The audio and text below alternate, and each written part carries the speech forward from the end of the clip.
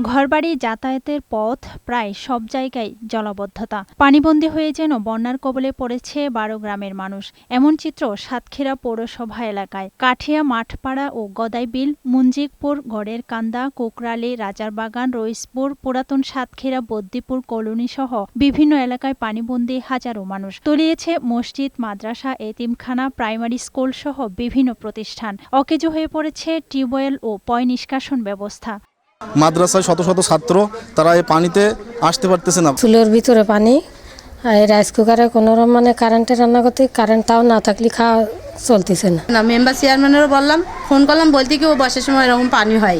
স্থানীয়দের অভিযোগ, প্রভাবশালী একটি মহল মাছের ঘের তৈরি করায় পানি নিষ্কাশনের পথ বন্ধ হয়ে গেছে। সাম্প্রতিক টানা বৃষ্টিতে জলাবদ্ধতা সৃষ্টি হয়েছে, যার কারণে ভোগান্তি বেড়েছে।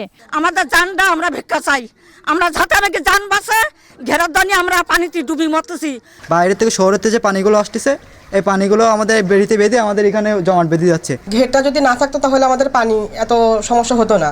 দ্রুত পানি নিষ্কাশনের পথ উন্মুক্ত করে স্থায়ী সমাধান করার আকুতি জানিয়েছে ভুক্তভোগী নাগরিকরা। ডেস্ক রিপোর্ট, বৈশাখী সংবাদ।